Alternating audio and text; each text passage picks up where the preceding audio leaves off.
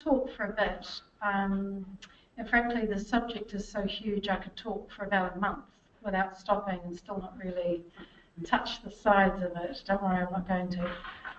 But what I'd like to do then is stop talking and get some questions going and get some discussions going, because each of you will have different areas of interest, different backgrounds, different concerns, and may want me to focus on different things.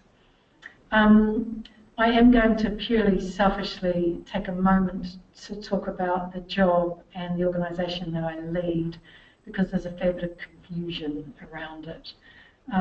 My title is Retirement Commissioner, but I spend probably 80% of my time working in the interests of people under 60. And that's based on the fact that building capability across a lifetime is what's needed to get to retirement in good shape. When we reach people in their 60s and 70s, sometimes what we can do is limited. And getting to retirement in good shape is about decisions, little and large, across a lifetime, and behaviours and beliefs and values and a set of things. So the Commission, we're in schools, we are in the curriculum, although we're struggling to gain traction there, and we do a lot with people in there between 16 and 24. You could do an extraordinary amount of damage between 16 and 24, and you can hit your mid-20s in some serious debt with no assets attached to it. And then for people who are low income and don't come from a family with money, sometimes they actually never recover from their 20s. They just stay in a form of debt across a lifetime. They never become homeowners, and that's increasing. And they reach retirement as renters without savings, and that is a very, very bad place to be. So when I inherited the Commission, it was called the Commission for Financial Literacy and Retirement Income. And it's a really descriptive title. It says what we do, but it's very long. Nobody could remember it. Everyone got confused. And so I reduced it to the slightly pithier, but not by much, Commission for Financial Capability. And part of that is that we don't talk literacy, we talk capability. An increasing amount of our work is with low-income and vulnerable New Zealanders. They may not have loved school. The word literacy may be enough to send them heading for the hills and never speaking to us. We're really not talking literacy, we're talking capability. Literacy is far more about what you know. Capability is far more about what you know and can do. And we say to people, it's not what you know, it's what you can do. And some of you may have heard me say before that there's a bunch of things I know I should do or do less of. I know that, but I don't do it. I should go to bed earlier, I should drink less, I should eat more fruit and vegetables, and I should spend less time on my iPad. Knowing that does not make me do it. So a lot of the work we do is how you tip people into change, behaviour change, and often that's about beliefs and values and habits. So Commission for Financial Capability, I'm the Retirement Commissioner. Sometimes I get called the Commissioner for Money, the Commissioner for Financial Capability, the Savings Commissioner. I'll go with any, I don't really mind. And we do sorted, and people don't always know that sorted is part of the Commission. We are going to have a cunning plan to try and wrap all those up together, but we haven't worked out how to do that yet. Any ideas, send them in. But that's us, that's what we do. So most of our work is about building financial capability across a lifetime. We have the sorted website, but we do a lot of face-to-face programs through workplaces as well that are 4, 5, 6, 7 weeks long, depending on people's capabilities. And I've got to tell you, those programs actually have got phenomenal results, and they've been life-changing for the people that go through them. We triage people. We've got a health framework across 3 segments: intensive care, in the ward, and GP visits. And so intensive care, you know, they're actually the group that are in the shit that shouldn't be. Sorry, that's who they are. We've got in the ward, which is people who are looking relatively healthy, but aren't as healthy as they look. Often they turn up for dinner in a relatively good car, have a nice meal out, a bottle of wine, living in a good house, but much of it is borrowed. And the car is in fact a loan on wheels, the house might be a rental, and they're kind of just getting by, they're spending what they earn. And when they can no longer work, then they're going to encounter some difficulties. And then we have GP visits, and those guys are pretty healthy, but in the same way we need GP visits, no matter how healthy we are, they still need good advice, good products, good financial services sector, good regulation, and all of those things. So we triage people, and then we find which of our work fits with each group and match them up accordingly. Financial capability, we also do reviews of retirement income policies every 3 years. Now that is a phrase to slip anybody into a coma pretty fast. However, it is far more interesting than it sounds. So I'm mandated to do that every 3 years. Now, it was one of the first things I did when I came in 3 years ago. I did the 2013 review of retirement income policies. We produced a fine report. It was 100 pages of goodness. I thrust it into the hands of anyone who would stand still long enough. And I think it got downloaded 1,000 times. I think 300 people asked for a paper copy. It had 17 fine recommendations in it. And, you know, it kind of sunk without trace, really. And to be honest, a 100-page report, maybe it should have.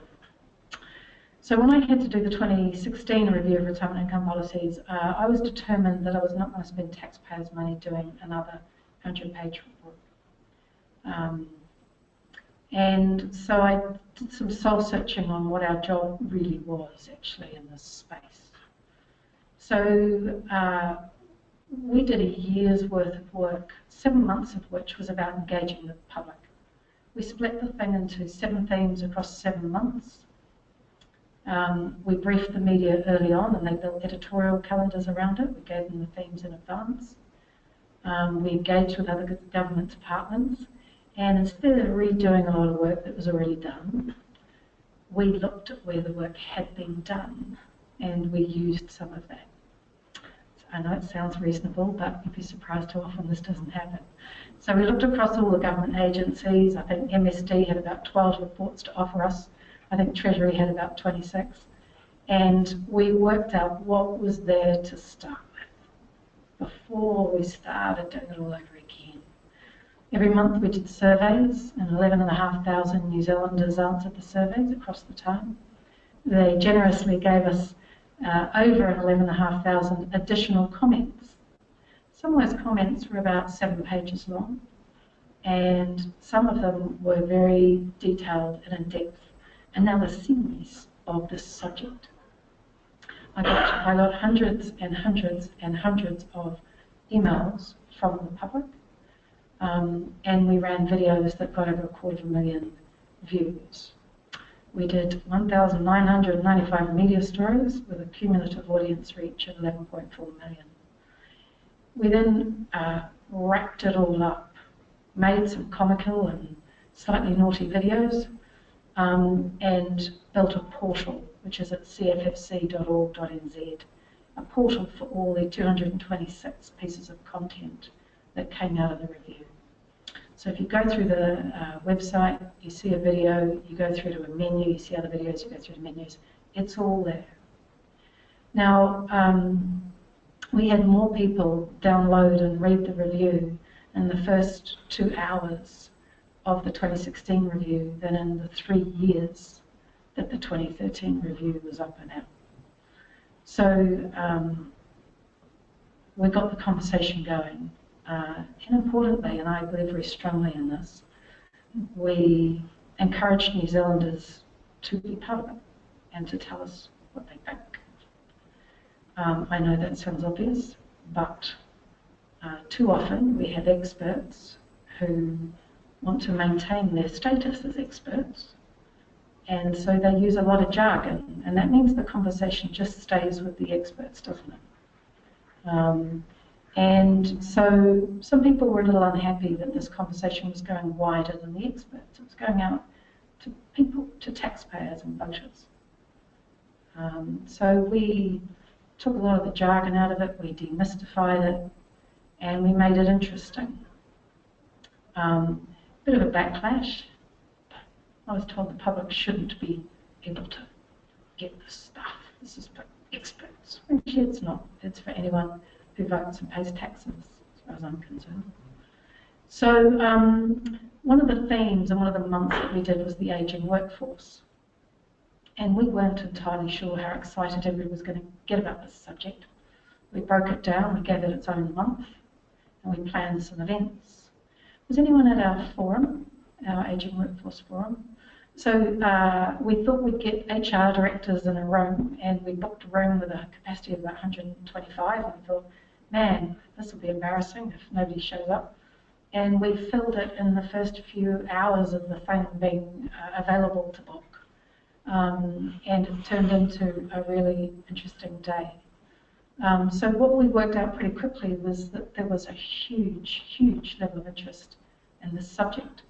Now, one of the really, really important things about the way the review was done is that if you sit in Wellington and you look at data, it does not tell you what is really going on. So I looked at the workforce participation rates for people in their 50s and early 60s, and they're really high. And I looked at unemployment rates for those same groups, and they're really low. So having done that, I could have said to myself, well, there you go, job done. Participation's high, unemployment's low. I don't think we've got a problem. It's all good. You know, great. Let's move on to the next subject. But when we opened it up to the public, we had thousands and thousands of people tell us that they had sent off 50 to 60 job applications and not even got an interview. We had people tell us that they were feeling desperate, that they were living on savings, working part-time, and couldn't find a meaningful job despite having good qualifications and a good CV. So the stories that people told us informed us in a way that the data had not.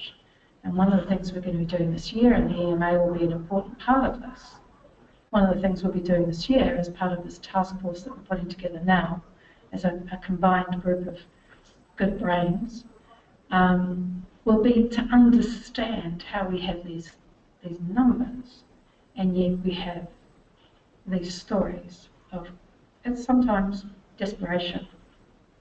A woman, one of the many, many emails we got said she hoped she wouldn't live too much longer because she was burning through her savings and she had applied for every job that she saw that she thought she was qualified for and never got an interview. And she was running out of money and hope. Now there's something intrinsically wrong with that.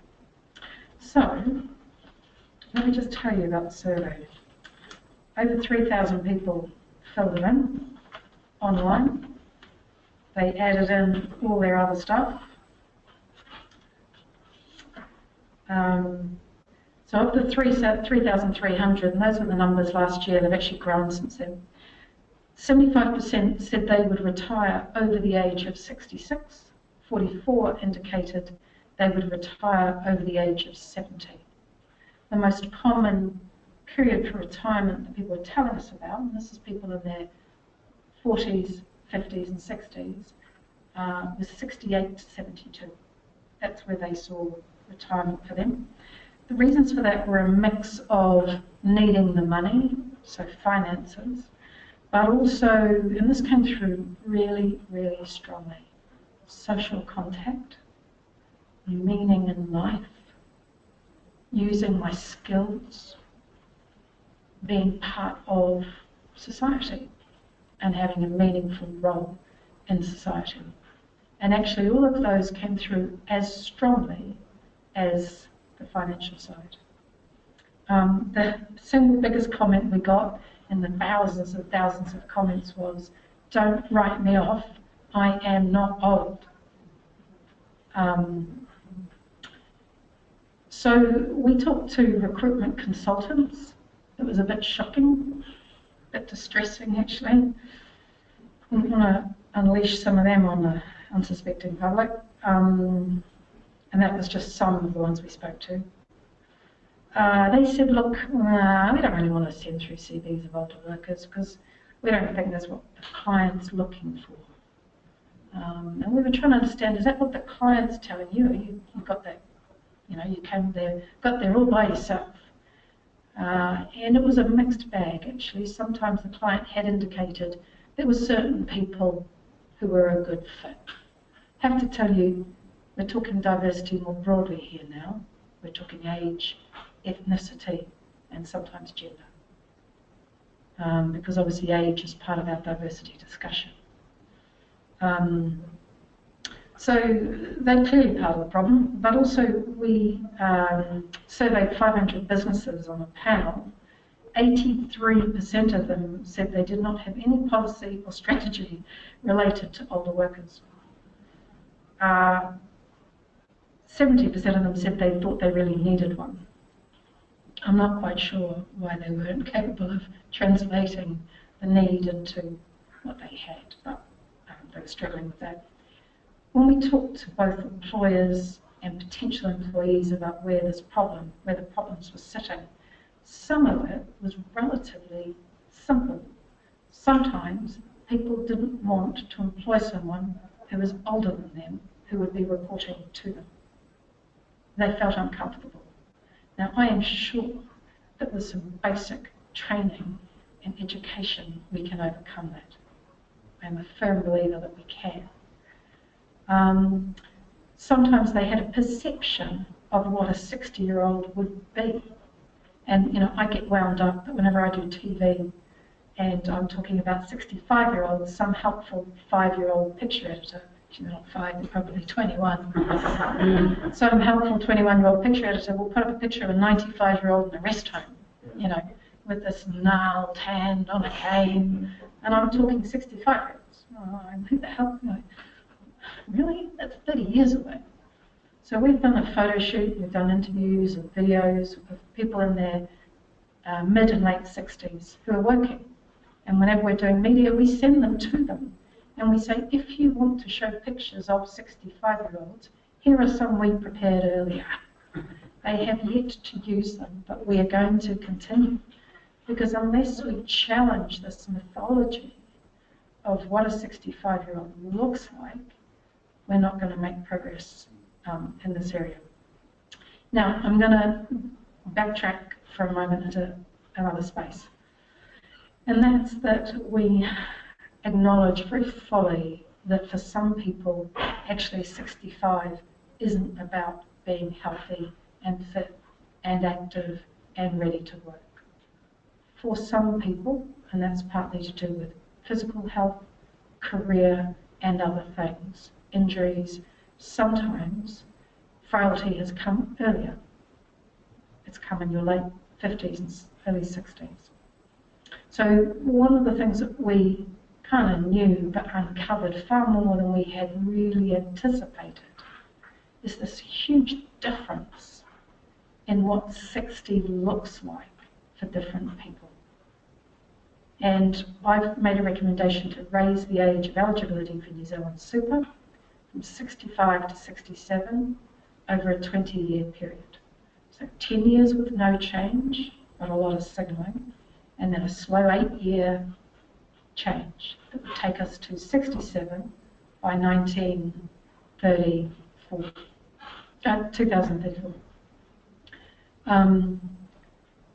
There's some issues with that. And I've said for some, 65 is too early. For many, for the majority, it is too early. And for some, 65 is too late. So we spoke to people who were in their 50s who needed a career change if they were going to work at all. Fundamentally, actually, they wanted to work. People wanted to keep working. They just couldn't work out what on earth they were going to do, how their skills were transferable, and who would employ them, and how it would all work. So my view is that the savings we make on taking 65 to 67 which if we did it today, and I'm not saying we should, I'm just using today as a measure of an indicator of what we'd save around 1.6 billion plus. Now say we took, I don't know, a third of that, half of that. Say we took $800 million. We'd still save 800 million. And we invested it in New Zealanders in their 50s and early 60s. And we said, what do people need in their 50s to keep them going? And the reason we're talking about this is, as we live longer and longer, and our kids and our grandchildren will hit 100 and beyond, as we live longer and longer, 50, you're only halfway. So you think about, at the moment, we go through education, we go out, we work, and we retire. I suspect the way it will be for, I don't have grandchildren yet, but when I do, I suspect the way it will work for them is they might go into education, have career number one, and you guys will all know this. You go into your first career, and in your 40s you might start assessing what's the next step for you. Maybe it'll become customary, it might even become mandatory to take a year off at 50, regroup, travel, find yourself, do whatever you've got to do, and get back into it in career number two. And you go through your 50s and 60s and 70s. So to do that, I believe firmly we need an active investment of people in their 50s. So if you hear me talking about raising the age, I'm not randomly assuming everybody is able to work. I believe some people need investment, and I believe some people won't be able to. And there needs to be government transfers for those people. I think instead of talking 65 to 67, we should be talking 50 to 70. The 65 to 67 is a bit of a waste of time as a conversation. It's very old-fashioned, it's kind of meaningless. We should, nobody gets to 65 and some genetic switch goes and suddenly your body falls apart. Not that I'm aware of anyway, not there yet, but my understanding is not how the human body works. So between 50 and 70, we have a lot of different experiences. All of that came through in droves in the review, and all of those comments and the survey results are all on in the portal cffc.org.nz. So if you go through, literally the whole lot is there. So if you've got insomnia one night and you want to knock yourself out, go through, you can read whatever you like. So the reason why I'm trying to drive awareness of this thing is that obviously we have an ageing population, and I'm sure you guys will know by mid-century 1 in 4 of us will be 65 plus. There's going to be a lot more of us that are older and going to live a lot longer. So if we start getting super at 65 and we live to 95, we'll get it for 30 years. There'll be a lot more of us getting super for 30 years, and the ratio of people working and paying taxes to provide the tax base to provide super will be smaller. So we'll get to 2.4 as a dependency ratio by mid-century. I know it all gets a bit depressing at this stage. There will be some positives in all of this, but financially it's going to be a pressure point. Now, at the moment, we have some politicians who would suggest that it's affordable. My question to them is, where do you want to take the money from? It is affordable, we just got to take it from somewhere. So a politician who says it's affordable, I just need them to explain to me where they're going to get it from, where they're going to take it from, because that's appropriate, isn't it? So if we were talking about super being 7.3% of GDP net today, which is what it will be mid-century, we'd be looking for an additional $7.6 billion to pay for it. So if you're a politician and you say it's affordable, if you run that scenario today, where would you find an additional $7.6 billion today? Where would you take it from? You take it from law and order, or health, education, or you could increase taxes to the tune of 7.6 billion, and I don't know what that would do to GDP growth in the economy. So it's okay to say we can afford it as long as we explain where we're going to get it from. And that is my question to anyone who says 7.1%, 7.4% is easy. I could go on and on and on and on and on, but I'm happy to focus on the bits that have relevance to this group here today and some of the issues that you're all dealing with and that are of concern to you. So why don't we open it up, and I'm happy to just keep talking.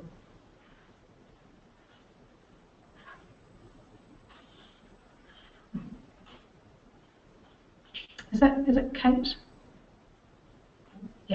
Yeah, I thought so. Do you want to talk about what you launched today? Sure. I'm actually one of the recruitment directors, not on my first area. Not in that recruitment for actually years, but this morning, actually, the last about 6 months, I've been preparing a new website called White. And it's solely focused on the 55+ age bracket, actually, and keeping them working on a part-time and full-time basis. Either volunteer work, mentorship, directorship, investment. And this morning we launched it nationally, and it's going really well today. Actually, with some good people coming in and people logging on and putting up their profiles, so it's kind of a reverse job board. So what it's about is a candidate can actually put their details, jobs can put their details on the site. What they've done from a career standpoint, but also they might not just want to go back and do that again, they might want to do a variety of things, maybe a skill set and helping out at home, or they might want to do some mentoring, or whatever it may be. So they've put their details on the site, they've got on their photo, they've put their salary bracket, the location that they're in, and then a client or employer can go onto the site and search what they're looking for. So it might be, for example, someone in an office, it could be someone from a small medium-sized business, or someone at home looking for a particular person who's got this, obviously the skill set, experience, and reliability of the So I feel very passionate about this age bracket. I get asked quite often, people come and see me and say, look, I'm 55 plus, am I going to get another job? I'm concerned, I'm worried. And it kind of like goes, oh, every time you see it, so I'm very much on board of community interactions and some of the stuff in what I'm doing. Cool. Thank you. I don't know if people saw the really good piece on The Guardian today about older workers interviewing a group of women about how they felt about exiting the workplace and how to get back in. And one of the things that struck me, and Kate, you'll be interested in this, was how these women who interviewed felt that signalling any sort of retirement was going to undermine their status at work. And one of the things we've talked to the EMA about, and part of this thing going forward, is how could you formalise that conversation so that people don't feel that they're going to undermine their entire career by uttering the words, I might be looking for more flexibility. One of the clear things that came through in our survey was people wanting flexibility. One of their fears was that they were going to miss out on things like a relative's wedding in the Northern Hemisphere or something. So they weren't looking for major stuff, to be honest. They're just looking for a little flexibility. But people were fearful about articulating that need. It was quite heartbreaking, some of this comments. It's worth looking at. It's on theguardian.co.uk. One of the women said that she's struggling with the reality of looking like an older woman in the workplace. Part of my interest in retiring and reducing my hours comes from the feeling I don't look or sound as potent or powerful as an older woman as I did when I was younger. And her friend says, they're all drinking wine when they're saying this, friend says, that's incredible, you're an international expert in your field, and yet inside you think, I'm a has-been, who's going to listen to a woman in her 50s? She said, well, when my female colleagues started wearing 5-inch heels and figure-hugging suits, I found it very difficult. So one of the debates we've had is, what can we actively do in this space to change this, to improve this. You can talk legislation, but you can't legislate for the stuff. You know, much of what we encountered, much of the prejudice, they're not things you can legislate for. Unless you want to put a rule saying women can't wear 5-inch heels and figure-hugging suits, which I'm guessing is some sort of infringement of civil rights or something. So, you know, when you read through, and I'm sure you'll get some of this come through, Kate, on your site, and the needs of someone, you know, some of what people are looking for is relatively easy to meet as an employer. But underneath sometimes there's a set of very human fears and doubts and insecurity. I keep trying to recalibrate people's working. They have a long working life. It's a fundamental thing of the work that we're doing. But there's a personal responsibility thing about saving habits. Yeah. In New Zealand, you know, there's no secret that we're terrible savers. Best savers on the worst of the world. We have awful household debt. And these are actual lifestyle personal choices, except for some people that are not able to. And the fact that our contribution to super is very low, and we go to Singapore, the numbers much higher. Therefore, people retire. It's money that's going here. What can we do to recalibrate those lifestyle choices, which really start very early? And if they're formed early on, can make a huge difference later. So, you know, probably about 80% of our time is spent on that. You know, when I inherited the organisation, we had Sorted. Sorted's fantastic. Sorted is great if you're making an informed choice. It helps you be informed to make an informed choice. Brilliant. However, for a large proportion of New Zealanders, and I would say 50%, actually, they're not at that point yet of making an informed choice, because that's not what they're looking for or what they're doing. So what we've done over the last 3 years is built a series of face-to-face behaviour change programs. And that is about saying to people, what is money for? What are you planning to do with it?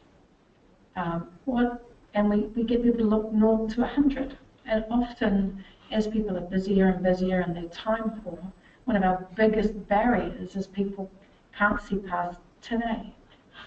They're busy. They've got marriages to worry about. They've got mortgages. They've got jobs. They've got children. People in trouble at school. There's stuff going on. Cat's got to go to the vet. People don't think long term. Now, women in particular, I'm afraid, don't think long term. And we have global and local. It's not just me going out on a limb. We've got global and local research to underpin that. Women are very, very good at day-to-day budgeting. They're really good at making ends meet. They are not so good at looking 20, 30, 40 years out. Women are risk averse when it comes to money. Men make more money because they take greater risks.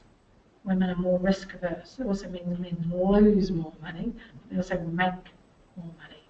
Men earn more than women over a lifetime, sometimes in the same job. They earn more, which we know, and sometimes they earn more because women take time out to raise children, as do men sometimes. So the difference for women reaching retirement is stark. It is striking.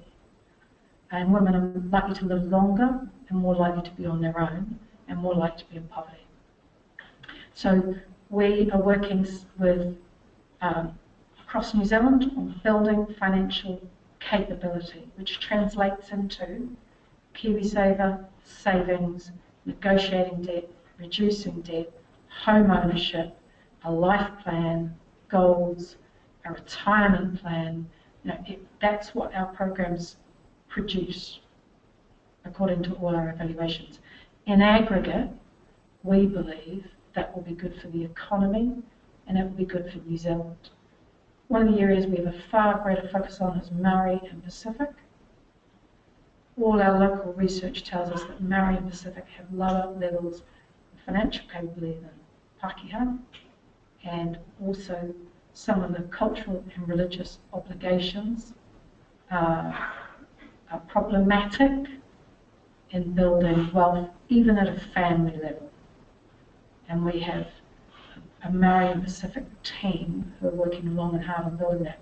As Maori and Pacific are 25% of our population, they have fertility rates of 2.6 and 2.4 versus Palangi at 1.9. If we don't address these issues, then down the track, we will have some greater challenges. Have you got any research around generations?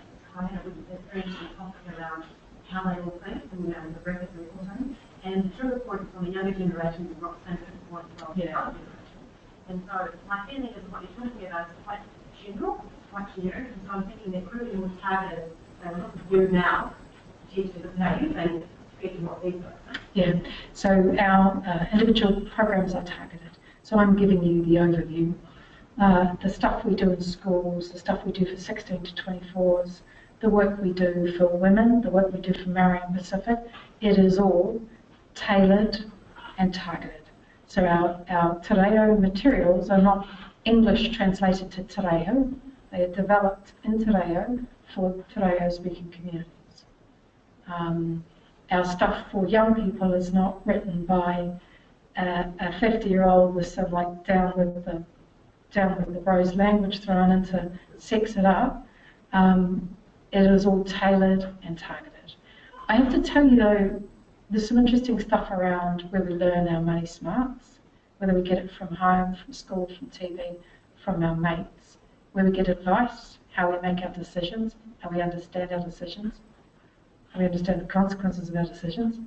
Sometimes, no matter what age or ethnicity, there are some core drivers about wanting to know you can pay the bills, and if you have children, feed your children, and have a warm, dry place to live, and have a buffer for when things go wrong. And sometimes it is as simple as that, as a starting point. And then we talk long term. Diane, how do we find out about these programs?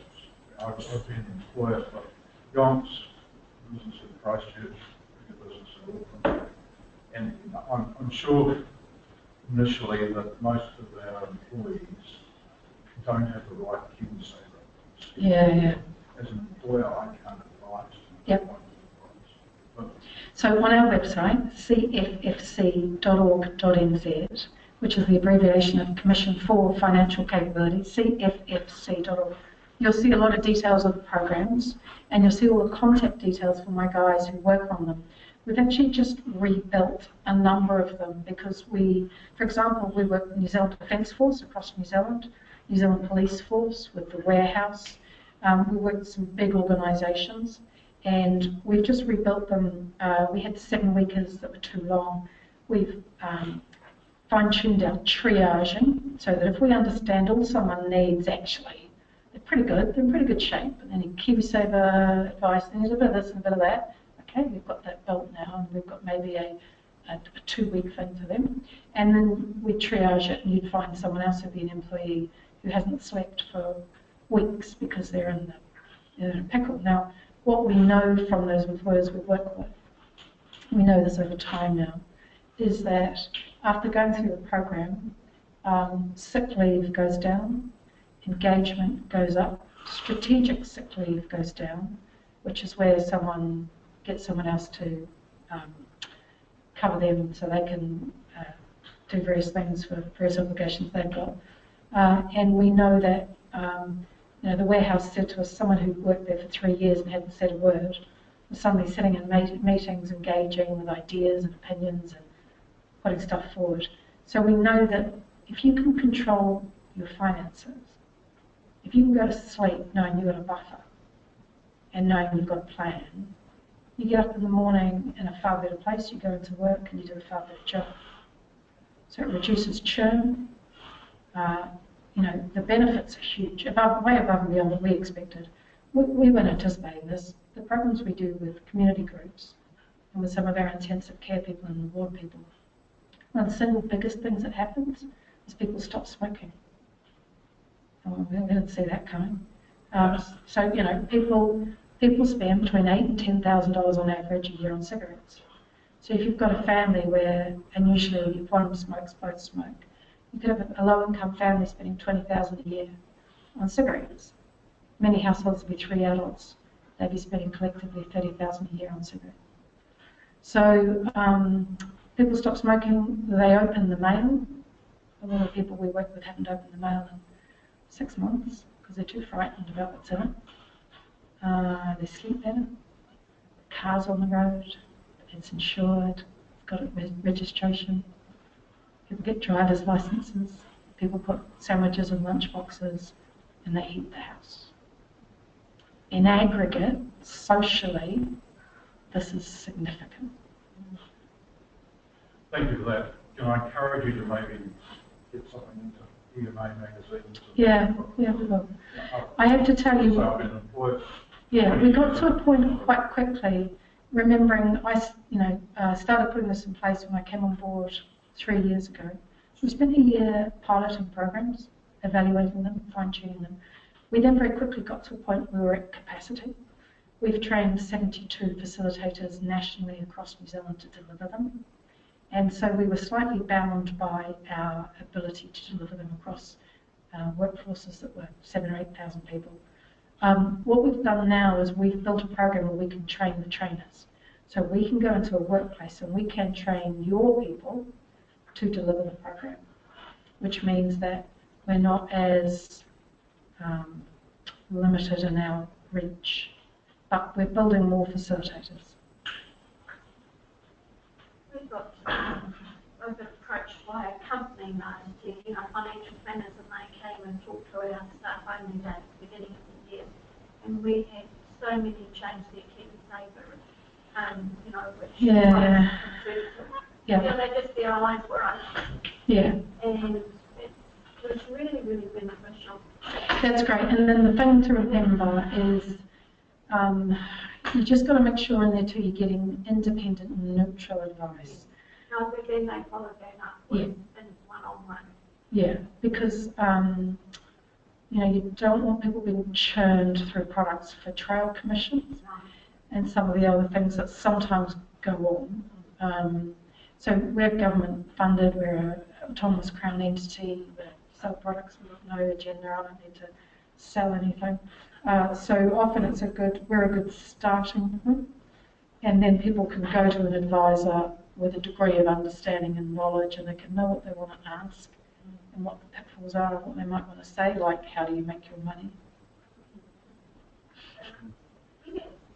Business in both Australia and New Zealand, and the Australian employees were very literate, and it was part of their workplace that the all of them had financial advice, and they came in, took time off work, took a meeting room, talked to them, and I've never ever seen that happen.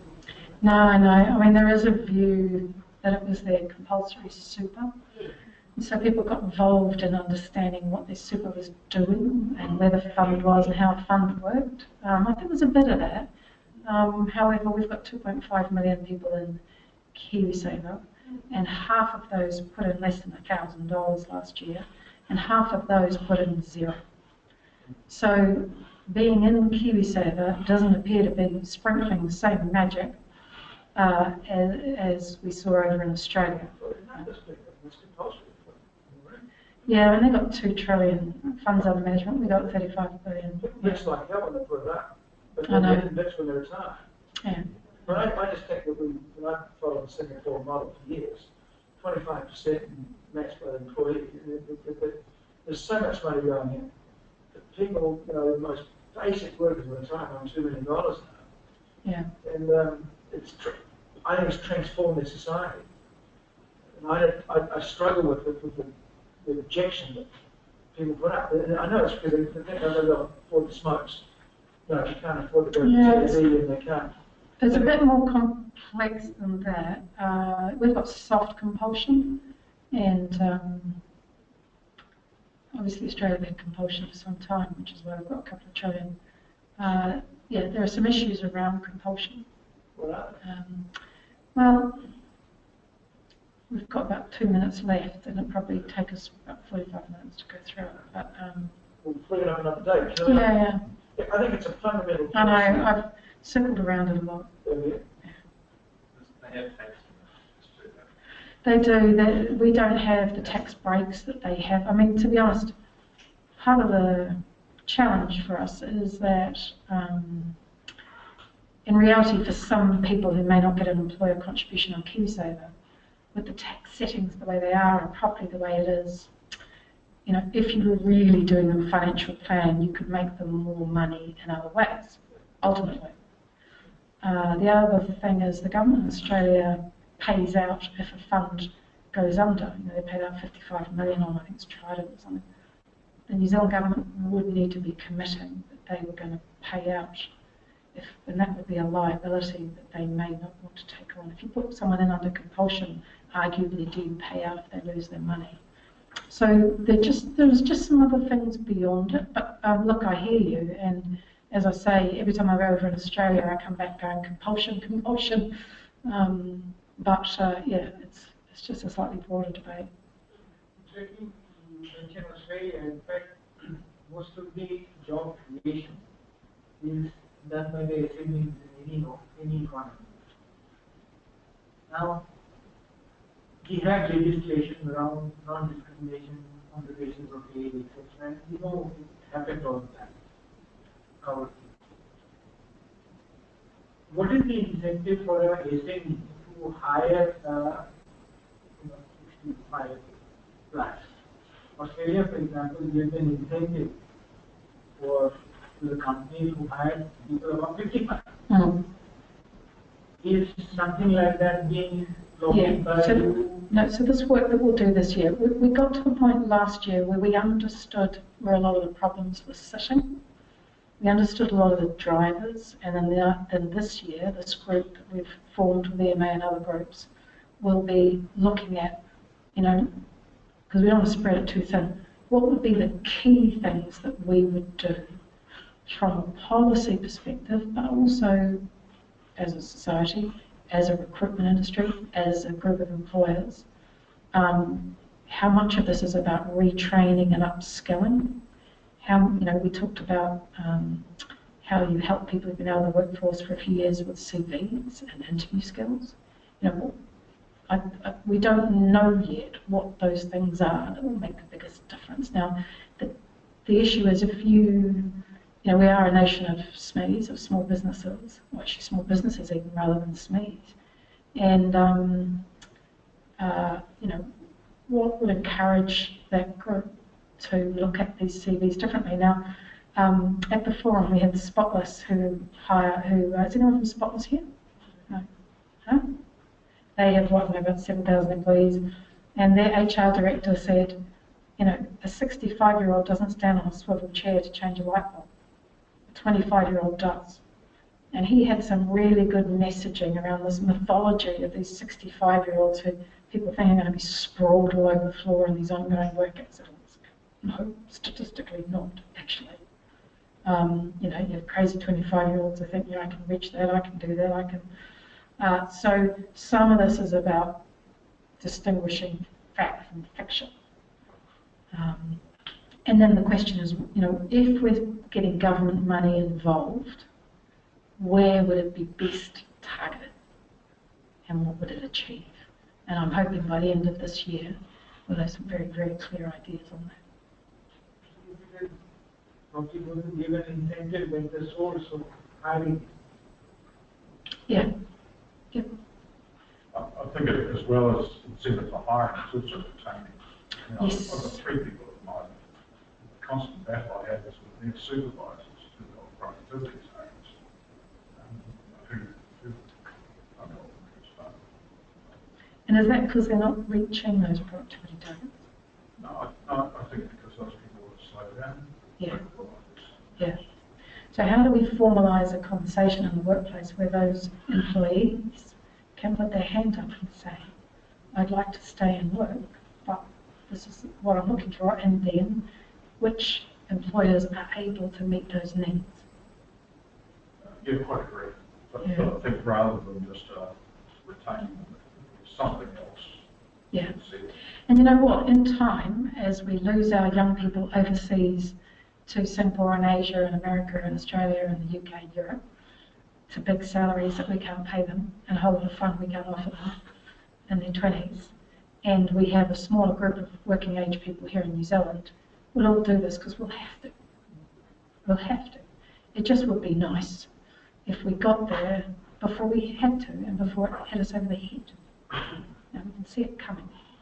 I can't imagine why we have to wait. Are there any final questions for Quite positive thing. The interesting one, with an election coming up, what's your approach going to be about superannuation?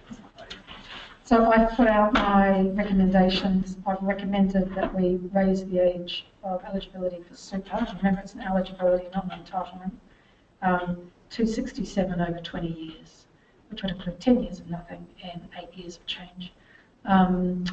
Super costs us $30 million a day net currently. In 20 years, it's going to cost us $98 million a day. By mid-century, it'll cost us $288 million a day.